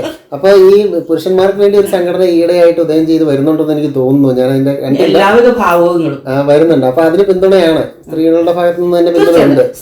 ഞാൻ പറഞ്ഞല്ലോ, സ്ത്രീയെ ഒരിക്കലും പുരുഷനേക്കാളും താഴെയാണ് അല്ലെങ്കിൽ പുരുഷന്റെ കാലിൽ ചവിട്ടി താഴ്ത്തപ്പെടേണ്ട ഒരു പുരുഷന്റെ കാലിലെ പൊടിയാണ് എന്നൊന്നും കരുതാൻ ഞാൻ സമ്മതിക്കില്ല. അവൾക്കൊണ്ട് ഈക്വൽ അല്ല, ചില രംഗങ്ങളിലൊക്കെ അവൾക്ക് എബവ് സ്റ്റാറ്റസ് ആണെന്ന് ഞാൻ വാദിക്കും. ഞാൻ നേരത്തെ പറഞ്ഞ പോലെ പ്രപഞ്ചവുമായിട്ട് തുലനം ചെയ്യുമ്പോൾ സ്ത്രീക്ക് പുരുഷനേക്കാൾ ഉന്നത സ്ഥാനമുണ്ട്. അതിന് സ്ത്രീ തന്നെ ഈ സമരം ചെയ്യണത്. ഞങ്ങൾക്ക് പുരുഷനേക്കാളും മുകളിൽ പോകണമെന്ന് സമരം ചെയ്യേണ്ട കാര്യമില്ല, ദൈവം തന്നെ തന്നിട്ടുണ്ട്. അത് സ്ത്രീ മനസ്സിലാക്കണം. അത് എനിക്ക് തോന്നുന്നത് മിക്കവാറും സ്ത്രീകളുടെ ഉള്ളിൽ ഉള്ള ഒരു ഭയമോ ഇല്ലെങ്കിൽ ഒരു നിഗൂഢതയോ ആണെന്ന് തോന്നുന്നു. അവർ സ്വതന്ത്ര അല്ല എന്നൊരു സ്വയം ചിന്ത അവർക്കുള്ളിൽ തന്നെ ഉണ്ടെന്ന് തോന്നുന്നു. അത് അറിവില്ലായ്മയാണ്. അത് കുടുംബത്തിൽ നിന്ന് കിട്ടുന്ന ഒരു ഇതാണോ? അത് അറിവ്. സ്ത്രീക്ക് ഞാൻ എവിടെ നിൽക്കുന്നു അല്ലെങ്കിൽ ഞാൻ ആരാണ് എന്നുള്ള ഒരു അറിവില്ലായ്മ കൊണ്ടാണ് ഇത്തരം അടിമത്തത്തിലേക്ക് സ്ത്രീ വീണ് പോകുന്നത്. ഈയിടെ തന്നെ നിസ്സാരമായിട്ട് എത്രയോ സ്ത്രീകളാണ് 17 വയസ്സായ ഒരു പെൺകുട്ടി ഇന്റർനെറ്റിലൂടെ പരിചയപ്പെട്ട 71 വയസ്സ് നേരിട്ട് കാണുമ്പോഴാണ് 71 വയസ്സായ അവളുടെ അപ്പൂപ്പനെക്കാളും വലിയ ആളാണെന്നുള്ള ആ കുട്ടി മനസ്സിലാക്കുന്നത്. എന്തുകൊണ്ടാണ്? അജ്ഞതയാണ്. അത് ഓൾറെഡി അതാ ഒരു പ്രായത്തിൻ്റെ ഒരു ഇത് സമൂഹത്തിൻ്റെ ഒരു ഇതായിരിക്കാം. അല്ല, ഞാൻ ഉദ്ദേശിച്ച അതായത് അല്ല, ഒരു സ്വതന്ത്രമായ അല്ലെങ്കിൽ ഒരു സുരക്ഷിതമായ ഒരു കമ്മ്യൂണിറ്റിയിൽ പോലും അവിടെ ഒരു സ്വന്തമായിട്ടൊരു കടയിൽ പോയി ഒരു തീപ്പെട്ടി വാങ്ങാൻ ധൈര്യമില്ലാത്ത സ്ത്രീകൾ ഇപ്പോഴും ഉണ്ട്. പുതുതലമുറയിൽ പോലും ഉണ്ട്. അയ്യോ, ആ കടയിൽ പോകണ്ട, അവിടെ എല്ലാം അവരെല്ലാം നോക്കും എന്നെ എന്നൊക്കെ ചിന്തിക്കുന്ന ഒരു നിഗൂഢമായ ചിന്താഗതി. അതെന്തുകൊണ്ട് സ്ത്രീകൾ അങ്ങനെ മാറുന്നില്ല? അതൊക്കെ മാറ്റിയിട്ട് വേണ്ട ആദ്യം ഇതുപോലെ സ്ത്രീകൾ ആണുങ്ങളെ പെണ്ണുങ്ങളെ മാറ്റി നിർത്തുന്നു എന്ന് ചിന്തിക്കാൻ. ആ പെൺകുട്ടി വളർന്നു വന്ന സാഹചര്യം, അവളുടെ കുടുംബത്തിന്റെ അന്തരീക്ഷം, അവൾ കേട്ടിട്ടുള്ള അമ്മൂമ്മ കഥകളും മറ്റു കഥകളും. അങ്ങനെ ഒരു കുഞ്ഞ് ജനിച്ച് അമ്മയുടെ മടിത്തട്ടാണ് ആദ്യത്തെ വിദ്യാലയം. അമ്മയുടെ മുഖമാണ് ആ കുഞ്ഞിൻ്റെ ആദ്യത്തെ ബോർഡ്, കാണുന്ന ബോർഡ്. അപ്പം അമ്മയിൽ നിന്നും കുടുംബാംഗങ്ങളിൽ നിന്നും പരിസരങ്ങളിൽ നിന്നും ഒരു പെൺകുട്ടിക്ക് ഏത് രീതിയിലുള്ള ട്രെയിനിങ് ആണ് കിട്ടിയിരിക്കുന്നത് അതനുസരിച്ചായിരിക്കും അവളുടെ ധൈര്യം. അത് തീർച്ചയായിട്ടും അത് ഡിപ്പെൻഡ് ചെയ്തിട്ടുണ്ട്. അത് എനിക്കൊന്ന് കൂടുതലും കേരളത്തിൽ അത് വളരെ കുറവാണെന്ന് തോന്നുന്നു. അതായത് ഇപ്പം നോർത്തിലൊക്കെ പോലും ഒരു 15 വയസ്സായാലും 10 വയസ്സിന് മുകളിലോട്ടുള്ള ഒരു പെൺകുട്ടികൾ ഉൾപ്പെടെ വീടിന് വാതിലിലുള്ള ഒരു കടയിൽ പോയി ഒരു സാധനം വാങ്ങാൻ കൂടെ ആരും പോകണമെന്നില്ല. കേരളത്തിലുള്ള ഒരു പെൺകുട്ടി അങ്ങനെ പോകത്തുമില്ല, പോയാൽ വിടത്തുമില്ല. ഒരു 100-ൽ 90% പെൺകുട്ടികളും തന്നെ പോകാൻ മടിക്കുന്നു. അപ്പം ഒരു സ്ത്രീകൾ പൊതുരംഗത്തേക്ക് തന്നെ ഇറങ്ങട്ടെ. സ്ത്രീ പുരുഷ സമത്വം ആഗ്രഹിക്കുന്ന പുരുഷന്മാരും സ്ത്രീകളും ആഗ്രഹിക്കുന്നത് ഇവരിങ്ങനെ ഇറങ്ങണമെന്ന് തന്നെയല്ലേ. എന്തുകൊണ്ട് ഇവർ ഇറങ്ങുന്നില്ല? അപ്പം അങ്ങനെ ഇവർക്കൊരു ബോധവൽക്കരണമോ അങ്ങനെ ഒരു ഇതല്ലേ വേണ്ടത്? ശരിക്കും പറഞ്ഞാൽ ബോധവൽക്കരണം ധാരാളം നടക്കുന്നുണ്ട്. ബോധം കെട്ടുപോകണം ഓരോരുത്തർക്ക്. ഞാൻ പറയാമല്ലോ, ഇവിടെ കേരളത്തിൽ കൂടുതൽ സ്ത്രീകൾക്ക് കരുതൽ കൊടുക്കണോണ്ട് അവർക്ക് യഥാർത്ഥ കരുത്ത് കിട്ടുന്നില്ല. ഞാൻ കൽക്കട്ടയിലെ തെരുവിൽ കണ്ടൊരു കാഴ്ച ഞാൻ പറയാം. എൻ്റെ നേർക്കാഴ്ചയാണ്. കൽക്കട്ടയിലെ തെരുവിലൂടെ ഞാൻ നടക്കുമ്പോൾ 8 വയസ്സായ ഒരു പെൺകുട്ടി ചായ കടയിൽ, തെരുവോരത്തെ ചായക്കടയിൽ ചായ അടിച്ചു കൊടുക്കുന്നു. അവളൊരു മൺപാത്രത്തിൽ എനിക്കൊരു ചായ വെച്ച് നീട്ടി, മൺപാത്രം ചായ വെച്ച് നീട്ടി മനോഹരമായ ചായ. ഞാൻ ആ ഊതി കുടിച്ചപ്പോൾ ഞാൻ വിചാരിച്ചു, ആരെങ്കിലും ഈ കുട്ടിയെ സഹായിക്കാൻ വരുമെന്ന് വിചാരിച്ചു. ആരെങ്കിലും ആ കുട്ടി തന്നെയാണ് ചായ ഇടുന്നത്. 8 വയസ്സുള്ളൂ. അപ്പം ഞാൻ ചോദിച്ചു, സ്കൂളിൽ പോകുന്നില്ലേ, പഠിക്കുന്നില്ലേ എന്ന് ചോദിച്ചപ്പോൾ അതിന് ഹിന്ദിയിൽ ചോദിച്ചപ്പോൾ തന്നെ അങ്ങനെ കാണിക്കുന്നുണ്ട്. അതുപോലെ ആ കുട്ടിക്ക് ശരിയായ രീതിയിൽ പ്രതികരിക്കാനുള്ള ഇതില്ല. അപ്പം ഞാൻ ഈ കുട്ടിയോട് സംസാരിക്കുന്നത് കേട്ടുകൊണ്ട് ആ വഴിയിൽ കൂടി നടന്നു പോയ 1-2 മനുഷ്യരെന്നോട് പറഞ്ഞു, അവളുടെ അമ്മ രോഗിയായിട്ട് തളർന്ന് കിടക്കുകയാണ് വീട്ടിൽ, അച്ഛനില്ല. ഇവളുടെ താഴെ 2 കുട്ടികളുണ്ട്. അതുങ്ങളെ പരിപാലിക്കാനാണ് ഈ 8 വയസ്സുകാരിയായ കുട്ടി ഒരു തെരുവിൽ ചായക്കട നടത്തുന്നത് എന്ന് പറയുമ്പോൾ ഞാൻ അന്തിച്ചു, എൻ്റെ കണ്ണ് നിറഞ്ഞു. ഞാൻ അവളെ കെട്ടിപ്പിടിച്ച് ഉമ്മ വെച്ച് ഫോട്ടോ ഒക്കെ കൊടുത്തു. അവളുടെ ചായയുടെ വില 8 രൂപയാണ്. ഞാൻ അതിന് 20 രൂപ കൊടുത്തു. എന്ത് ചെയ്താൽ കുട്ടി 20 രൂപ വാങ്ങിക്കത്തില്ല, അവളുടെ പൈസയിൽ കൂടുതൽ അവൾ വാങ്ങിക്കത്തില്ല. അങ്ങനെ ഞാൻ നിർബന്ധിച്ചത് കൈ പിടിപ്പിച്ചപ്പോൾ അവർ പറഞ്ഞു ആ മേഡം തരണതല്ലേ എന്ന് അവരുടെ ഭാഷയിൽ പറഞ്ഞപ്പോൾ ആ കുട്ടി അത് വാങ്ങിച്ചിട്ട് 2 കണ്ണിലും ഇങ്ങനെ പൊട്ടുകൊണ്ട് ദൈവത്തെ ആരാധിക്കുന്ന രീതിയിൽ ആ പൈസ കണ്ണിൽ തൊട്ട് അയച്ചപ്പോൾ ഞാൻ കണ്ണ് നിറഞ്ഞു കരഞ്ഞു പോയി. നമ്മുടെ നാട്ടിലെ കുട്ടികൾക്ക് സ്വന്തം അടുക്കളയിൽ 8 വയസ്സായ കുട്ടിക്ക് സ്വന്തം അടുക്കളയിൽ അമ്മ പാചകം ചെയ്തെടുത്ത് മേശപ്പുറത്ത് കൊണ്ട് വെച്ച് കഴിക്കാൻ പോലും അറിയില്ല. അത് ചെയ്യിപ്പിക്കുന്നില്ല. ട്രെയിനിങ് എന്ന് പറഞ്ഞാൽ ജീവിത സാഹചര്യം എങ്ങനെ നമ്മൾ വളരുന്നു, എങ്ങനെ നമ്മൾ ജീവിക്കുന്നു, അതനുസരിച്ചാണ് നമ്മുടെ കരുത്ത്. ഇപ്പം ഞാനൊക്കെ എൻ്റെ കുഞ്ഞുനാളിൽ വളർന്നപ്പോൾ ഞങ്ങളിതുപോലെ ചോദിക്കുന്നതെല്ലാം തരാൻ ഒന്നും പാരൻസ് ഉണ്ടായിരുന്നില്ല. ഇഷ്ടമുണ്ടെങ്കിൽ പഠിച്ചാൽ മതി, പക്ഷെ പഠിക്കണം എന്നുള്ള നിർബന്ധം, പഠിക്കുക എന്നൊരു ഡ്യൂട്ടി മാത്രമേ ഞങ്ങളുടെ പാരൻസ് ഞങ്ങൾക്ക് തരാറുള്ളൂ. അതുകൊണ്ട് ഞങ്ങൾക്ക് ഏത് മേഖലയിൽ പോയാലും അവിടെ തരണം ചെയ്യാനുള്ള കരുത്തുണ്ട്. ഞങ്ങളുടെ നാട്ടും പുറത്ത് ജീവിതം അങ്ങനെയായിരുന്നു. നേരം മറിച്ച് ഇന്നത്തെ കാലത്ത് സ്പൂൺ ഫീഡിങ് ആണ്. 7 വയസ്സാകുമ്പോൾ സ്കൂൾ ബസ്സിലേക്ക് കയറ്റി വിട്ട് സകല ഉത്തരവാദിത്വം തീർന്നു എന്നുള്ള രീതിയിൽ നെടുവേർപ്പെടുന്ന അമ്മമാരെയാണ് ഞാൻ കാണുന്നത്. നമ്മളിത് ഒരുപാടായി ജനങ്ങൾ കേൾക്കുന്ന ഒരു വാക്കാണ് സാമൂഹിക നീതി. സാമൂഹിക നീതി സർക്കാരിൻ്റെ ഒരു വിഭാഗം, അതിൽ ഒരുപാട് ഉദ്യോഗസ്ഥർ, ഒരുപാട് സ്ഥാപന ജംഗമ വസ്തുക്കൾ. ഇതൊക്കെ എന്തിനു വേണ്ടിയാണ്? ജനങ്ങൾക്ക് വേണ്ടിയാണോ? എന്താണ് ഇതിൻ്റെ കടമകൾ എന്തൊക്കെയാണ്? സാമൂഹ്യ നീതി വകുപ്പിന്റെ ഉദ്ദേശവും ലക്ഷ്യങ്ങളുമാണ് താങ്കൾ ആഗ്രഹിക്കുന്നത് കേൾക്കാനായിട്ടല്ലേ? തീർച്ചയായിട്ടും. ഇങ്ങനെ ഒരു വകുപ്പിന്റെ അടിസ്ഥാനം തന്നെ നീതി ലഭിക്കാത്തൊരു സമൂഹം ഇവിടെ ഉണ്ടായിരുന്നു എന്നുള്ളതിൻ്റെ തെളിവല്ലേ? അപ്പോൾ അതിലെ യഥാർത്ഥ ഗുണഭോക്താക്കളിൽ ഭൂരിഭാഗവും സ്ത്രീകൾ തന്നെയാണ്. അത് സമൂഹത്തിൽ ഭാവിയുടെ സമ്പത്ത് കുഞ്ഞുങ്ങൾ എന്നുള്ള മഹാത്മാഗാന്ധിയുടെ കാഴ്ചപ്പാട്. 1975 ഇന്ദിരാഗാന്ധിയാണ് ICDS integrated child development society എന്ന് പറയുന്ന ഒരു സംവിധാനം ആരംഭിച്ചത് ഇന്ദിരാഗാന്ധിയാണ്. കാരണം ആരോഗ്യമുള്ളൊരു കുഞ്ഞ് ആരോഗ്യമുള്ളൊരു അമ്മയിൽ ജനിക്കുന്നു. അങ്ങനെ ആരോഗ്യമുള്ളൊരു അമ്മയിൽ നിന്ന് ജനിക്കുന്ന കുഞ്ഞായിരിക്കണം നാളത്തെ ഭാവിയുടെ ഇന്ത്യയിലെ പൗരന്മാരെന്നുള്ള ഉദ്ദേശത്തോടു കൂടി വളരെ മഹത്തായ ഒരു ഉദ്ദേശത്തോടു കൂടി 1975 ആരംഭിച്ചു. ഇന്ന് വളർന്നു പന്തലിച്ച് 50 വർഷം കഴിഞ്ഞിരിക്കുന്നു. അതിൻ്റെ വളർച്ചയെക്കുറിച്ച് പറഞ്ഞാൽ വളർച്ചയാണോ ഇപ്പോൾ തളർച്ചയാണോ കിതപ്പാണോ എന്നുള്ള കാര്യത്തിലും സംശയമുണ്ട്. പക്ഷേ ഗുണഭോക്താക്കൾ ശരിക്കും അർഹതപ്പെട്ട ജനവിഭാഗം, ഏറ്റവും അവശ്യ വിഭാഗം, സമൂഹത്തിലെ ഏറ്റവും അവശ്യ വിഭാഗമായ വൃദ്ധർ, വികലാംഗർ എന്ന് പറയാൻ പാടില്ലല്ലോ ഇപ്പോൾ, പുണ്യശേഷിക്കാര്, അങ്ങനെയൊക്കെയാണ്. ദിവ്യാംഗര് എന്നൊക്കെയുള്ള വാക്കുകളൊക്കെ പ്രയോഗിക്കുന്നുണ്ട്. എന്തായാലും ഈ വാക്കുകളൊക്കെ പ്രയോഗിക്കുന്നതല്ലാതെ അവർക്കുള്ള ആനുകൂല്യങ്ങൾക്കൊന്നും ഒരു മാറ്റവും ഇല്ല, അതുപോലൊക്കെ തന്നെ തുടരുന്നു. പിന്നെ മുലയൂട്ടുന്ന അമ്മമാർ, കാരണം കുഞ്ഞിനെ 6 മാസം ഗർഭിണിയാകുന്ന അവസ്ഥയിൽ മുതൽ കുഞ്ഞിൻ്റെ സമ്പൂർണ്ണ പരിരക്ഷ ഏറ്റെടുക്കുന്നു. അതൊക്കെ അങ്കണവാടികൾ വഴിയാണ് നടപ്പാക്കുന്നത്. പക്ഷേ ഈ അടുത്ത കാലത്ത്, അതായത് UPA സർക്കാരിൻ്റെ ആദ്യ കാലഘട്ടം മുതൽ ഇവിടെ ഇന്ന് വർദ്ധിച്ചു വരുന്ന ഒരു വിഭാഗം എന്ന് പറയുന്നത് വൃദ്ധജനങ്ങളാണ്. ആ വൃദ്ധജനങ്ങൾ പല കുടുംബങ്ങളിലും അവസാനം നമ്മൾക്ക് പട്ടിണി കിടന്ന് ഒരു സ്ത്രീ മരിച്ചിട്ട് 5 ദിവസം കഴിഞ്ഞിട്ടാണ് അവരുടെ ബോഡി പോലും സമൂഹത്ത് അയൽവാസികൾ കണ്ടതെന്നൊക്കെ നമ്മൾ പത്രങ്ങൾ വായിക്കുന്നുണ്ട്. അപ്പം അങ്ങനെ ഏകാന്തതയിൽ കഴിയുന്ന വൃദ്ധജനങ്ങളെ ഏറ്റെടുത്ത് ജെറിയാട്രിക് സെക്ഷൻ, അങ്ങനെ ഒരു ഡിപ്പാർട്ട്മെൻറ്റ് തന്നെ ഇപ്പോൾ വന്നിട്ടുണ്ട്. അപ്പം ഏറ്റവും അവശ്യ വിഭാഗങ്ങളായിട്ടുള്ള സമൂഹത്തിലെ പിന്നോക്ക, അത് BPL എന്ന് പ്രത്യേകം എടുത്തു പറയുന്നുണ്ട് ഗുണഭോക്താക്കളുടെ കാര്യത്തിൽ, അവരെ പരിരക്ഷിക്കുന്ന ഒരു വിഭാഗമാണ്. അത് നമ്മളുടെ സർക്കാർ മാത്രമല്ല, അതുകൂടി എടുത്തു പറയണം. കേരള സംസ്ഥാനത്തിൻ്റെ വിഹിതം അതിനേക്കാൾ കൂടുതലായിട്ട് കേന്ദ്ര വിഹിതം, കേന്ദ്രത്തിൽ ആ ഒരു ഡിപ്പാർട്ട്മെൻറ്റ് പറയുന്ന പേര് മാനവശേഷി വികസന വകുപ്പ് എന്നാണ്. ആ മാനവശേഷി വികസന വകുപ്പിൻ്റെ അണ്ടറിലാണ് കേരളത്തിൽ ICDS അല്ലെങ്കിൽ മറ്റ് സംസ്ഥാനങ്ങളിലും ICDS പ്രവർത്തിക്കുന്നത്. ശരിക്കും അത് ആവശ്യം തന്നെയാണ്. ഒരു കുട്ടിയുടെ ബൗദ്ധിക വികാസത്തിൻ്റെ യഥാർത്ഥ വളർച്ച, അതായത് തലച്ചോറ്, ശരീരം വളരും, തലച്ചോറിൻ്റെ യഥാർത്ഥ വളർച്ച എന്ന് പറയുന്നത് 2 വയസ്സിനും 6 വയസ്സിനും ഇടയ്ക്കാണ്. ഈ 2 വയസ്സിനും 6 വയസ്സിനും ഇടയ്ക്കുള്ള കാലഘട്ടത്തിൽ ഒരു കുട്ടി അങ്കണവാടിയിൽ പോയാൽ എങ്ങനെയാണ് ആ കുട്ടിയുടെ ബൗദ്ധിക വികാസം സംഭവിക്കുക എന്ന് അറിയാവുന്ന എത്ര ഉന്നത വിദ്യാഭ്യാസമുള്ളവരും ഉന്നത വീടുകളുള്ളവരും കുട്ടികളെ അംഗൻവാടിയിലായിരിക്കും. കാരണം അവിടെ മനഃശാസ്ത്രപരമായ സമീപനത്തോടു കൂടിയാണ് കുട്ടികളെ ശീലിപ്പിക്കുന്നത്. For an apple before boy എന്ന് ചെല്ലുമ്പോൾ മുതലേ കൈവിരൽ ഞെക്കിപ്പിരിച്ച് എഴുതിക്കാനായിട്ട് അങ്കണവാടിയിലെ അങ്ങനെ ഒരു കരിക്കുലമില്ല, കരിയില്ല. മനസ്സിലായോ? അപ്പോൾ ആ ശിശു മനഃശാസ്ത്രത്തെ അടിസ്ഥാനപ്പെടുത്തി ഒരു കുട്ടി വളർന്നാൽ ഞാൻ ഇംഗ്ലീഷ് മീഡിയം സ്കൂളിലെ പ്രിൻസിപ്പളായിരുന്നു എന്നുള്ള കാര്യം നിങ്ങളോട് പറഞ്ഞിട്ടുണ്ട്.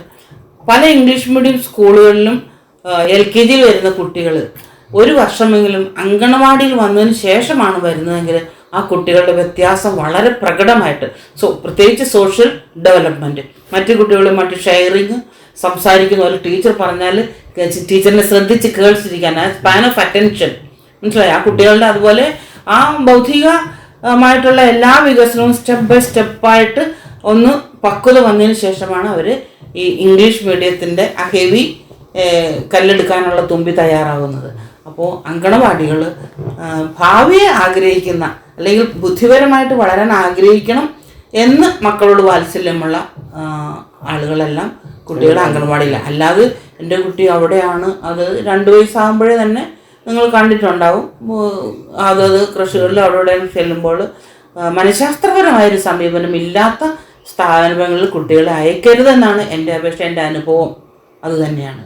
അപ്പോൾ അതൊരു ശക്തമായൊരു നല്ല തലമുറയെ വാർത്തെടുക്കാൻ അംഗനവാടിയിൽ നിന്ന് തന്നെയുള്ള ഒരു പ്രോസസ്സ് ഗവൺമെൻറ് ആസൂത്രണം ചെയ്തിട്ടുണ്ട്, നടപ്പാക്കി വരുന്നുമുണ്ട്. തീർച്ചയായിട്ടും ഗവൺമെൻറ് അവർക്ക് ഈ അംഗനവാടി ടീച്ചർമാർക്ക് തിരഞ്ഞെടുത്തതിന് ശേഷം അവർക്ക് നല്ല ട്രെയിനിങ് എല്ലാം കൊടുക്കുന്നുണ്ട്. പക്ഷേ അവിടെയും ഞാനൊരു കുത്തും കോമയിടാൻ ആഗ്രഹിക്കുന്നു. കാരണം ഈ അങ്കണവാടി ടീച്ചർമാർക്ക് കുട്ടികളെ കോൺസെൻട്രേറ്റ് ചെയ്യാനുള്ള സമയം ലഭിക്കാത്ത വണ്ണം ഈ ജനപ്രതിനിധികൾ അവരുടെ ജോലി കൂടി ഇവരെ കൊണ്ട് ചെയ്യിപ്പിക്കുമ്പോൾ ഈ അങ്കണവാടി ടീച്ചർമാർക്ക് കുട്ടികളെ കോൺസെൻട്രേറ്റ് ചെയ്യാനുള്ള സമയം കുറഞ്ഞു പോകുന്നു എന്നുള്ളൊരു സങ്കടവുമുണ്ട് ഇപ്പോൾ. അപ്പോൾ അതുകൊണ്ട് മിക്കവാറും പാരൻസ് കുട്ടികളെ ഇംഗ്ലീഷ് മീഡിയത്തിലോട്ട് കൊണ്ടുപോകുന്ന ഒരു സാഹചര്യവുമുണ്ട്. പക്ഷെ അത് ഡിപ്പാർട്ട്മെൻറ്റിൻ്റെ കണ്ണ് തുറപ്പിക്കണമെന്നതാണ് എൻ്റെ അപേക്ഷ. പ്രീ സ്കൂള് 9:30 മുതൽ 12:30 വരെയുള്ള സമയമാണ് പ്രീ സ്കൂൾ എന്ന് അംഗൻവാടിയിൽ ഉദ്ദേശിക്കുന്നത്. ആ പ്രീ സ്കൂൾ സമയം പൂർണ്ണമായിട്ടും അംഗൻവാടി ടീച്ചർമാർ അംഗൻവാടിയിൽ ഉണ്ടായിരിക്കത്തക്കവണ്ണമുള്ളൊരു പുനഃക്രമീകരണം സാമൂഹ്യനീതി വകുപ്പ് നടത്തണമെന്നൊരു അപേക്ഷ എനിക്കുണ്ട്. നടപ്പാക്കേണ്ടത് മന്ത്രിമാരൊക്കെ അല്ലേ. അതെൻ്റെ ആഗ്രഹം, എൻ്റെ താല്പര്യം, എൻ്റെ അനുഭവം. ഈ സാമൂഹികമായ സാമൂഹ്യനീതി വകുപ്പാണല്ലോ. അപ്പം ഇപ്പോഴത്തെ സമൂഹത്തെക്കുറിച്ച് ഉള്ള ഒരു കാഴ്ചപ്പാട് എന്താണ്? കേരളീയ സമൂഹത്തെക്കുറിച്ച് പ്രത്യേകിച്ച് ഒരു കുഴക്കണ ചോദ്യമാണല്ലോ അത്. ഇപ്പോഴത്തെ സമൂഹത്തെക്കുറിച്ച് ഒരു കാഴ്ചപ്പാട് നമ്മൾ പറയുമ്പോൾ നമ്മളെപ്പോഴും ഡ്രീംസിൽ നമ്മൾ സ്റ്റാർട്ട് ചെയ്യുന്നതും പഴയ സമൂഹമായിട്ട് ബന്ധപ്പെടുത്തിയിട്ടായിരിക്കുമല്ലോ. പാസ്റ്റ് ഈസ് പാസ്റ്റ് എന്ന് പറഞ്ഞാലും പാസ്റ്റ് നമുക്കൊരു സ്റ്റഡിയാണ് അല്ലേ? ഉറപ്പ് എല്ലാവരും പറയും past is past, live today and dream four tomorrow എന്ന് പറയും. പക്ഷെ അതൊക്കെ വാക്കുകളിൽ മാത്രമായിരിക്കും. പാസ്റ്റിൽ നിന്ന് നമ്മൾ സ്റ്റഡി നടത്തണം തീർച്ചയായിട്ടും. അപ്പോൾ അങ്ങനെ കഴിഞ്ഞ സമൂഹത്തിൽ നിന്നുള്ളൊരു സ്റ്റഡി വെച്ച് നോക്കുമ്പോഴത്തെ ഇപ്പോഴത്തെ സമൂഹം വളരെയധികം സങ്കീർണമായ കാലഘട്ടത്തിലൂടെയാണ് കടന്നു പോകുന്നത്. കാരണം മൂല്യമില്ലാത്ത ഒരു സമൂഹമാണ്. സ്ത്രീ പുരുഷ ബന്ധത്തിലായാലും കുടുംബ ബന്ധങ്ങളിലായാലും എവിടെ നോക്കിയാലും, മതപരമായ രംഗത്താണെങ്കിലും മതമേധാവികൾ, ഒരു മതത്തിനെ ഞാൻ പ്രത്യേകിച്ച് പറയല്ല, എല്ലാ മതത്തിലെയും മതമേധാവികൾ പാവപ്പെട്ട വിശ്വാസികളെ ചൂഷണം ചെയ്യുന്ന തരത്തിൽ പോകുന്നു. കുടുംബത്തിലാണെങ്കിലും ചൂഷണം നടക്കുന്നു. എവിടെ നോക്കിയാലും ആർക്കും ആരോടും അവനവനോട് പോലും പ്രതിബദ്ധതയില്ലാത്ത ഒരു സമൂഹമാണെന്ന് കാണുന്നത്. അതെനിക്ക് വേദന ഉണ്ടാക്കുന്ന കാര്യമാണ്. പക്ഷേ ഞാൻ ഒരാൾ വിചാരിച്ചാൽ സാധിക്കുന്ന കാര്യമല്ല. എൻ്റെ പ്രാർത്ഥന തീർച്ചയായിട്ടും സമൂഹം മറ്റുള്ളവർക്ക് കൂടി വേണ്ടി ജീവിക്കാനായിട്ട് ശ്രമിക്കണം എന്നൊരു പ്രാർത്ഥന എനിക്കുണ്ട്. നമ്മുടെ ഈ ജീവിതം ഇന്നല്ലെങ്കിൽ നാളെ തീർന്നു പോകും. ഒരു ശ്വാസം അകത്തോട്ട് എടുക്കുന്ന ഒരു ശ്വാസം പുറത്തോട്ട് വിടാൻ സാധിച്ചില്ലെങ്കിൽ അവിടെ തീരുന്നതാണ് നമ്മുടെ ജീവിതമെന്ന് ഓരോ സ്ത്രീയും പുരുഷനും ഓരോ മനുഷ്യനും മനസ്സിലാക്കണം. വെട്ടിപ്പിടിക്കാനുള്ള വ്യഗ്രത കൊണ്ട് നമ്മുടെ മൂല്യങ്ങൾ നമ്മൾ നഷ്ടപ്പെടുത്തുമ്പോൾ നമ്മൾ സമൂഹത്തിൽ ചീഞ്ഞ് നാറുകയാണെന്ന് ആ വ്യക്തി മനസ്സിലാക്കണം. അങ്ങനെ നമ്മുടെ സമൂഹത്തിൽ അങ്ങൊക്കെ ചീയലും നാറിലും ഒക്കെ ഉണ്ടെന്നുള്ള കാര്യം ഞാൻ പറഞ്ഞാൽ ആരെങ്കിലും അംഗീകരിച്ചാലും അംഗീകരിച്ചില്ലെങ്കിലും ഞാൻ പറയുന്നത് എൻ്റെ അനുഭവം, എൻ്റെ കാഴ്ചപ്പാട്, അത് എൻ്റേത് മാത്രമായിരിക്കട്ടെ. ഒരു എഴുത്തുകാരി എന്ന നിലയിൽ ഒരുപാട് സേവനങ്ങളും ഒരുപാട് സമൂഹത്തിൻ്റെ ഇപ്പോൾ പറഞ്ഞ പോലെയുള്ള മൂല്യച്യുതികൾ സംഭവിച്ചുകൊണ്ടിരിക്കുന്ന ഈ സമൂഹത്തിൻ്റെ ഒരു മാറ്റം വരുത്താൻ താങ്കളുടെ എഴുത്തിന് തുടർന്നും സാധിക്കട്ടെ എന്ന് ആശംസിക്കുകയാണ്. BMTVയിൽ വന്ന് ഞങ്ങളോടൊപ്പം അല്പസമയം ചെലവഴിച്ചതിന് നന്ദി അറിയിക്കുന്നു. Thank you. BMTVക്ക് എല്ലാവിധ ഭാവുകങ്ങളും നേരുന്നു. ഇങ്ങനെ സമൂഹത്തിൻ്റെ നേരെ തുറക്കുന്നൊരു കണ്ണായി നിങ്ങൾ വരണമേ എന്നാണ് എൻ്റെ ആഗ്രഹം. എല്ലാവിധ ഭാവുകങ്ങളും നേരുന്നു. തീർച്ചയായും.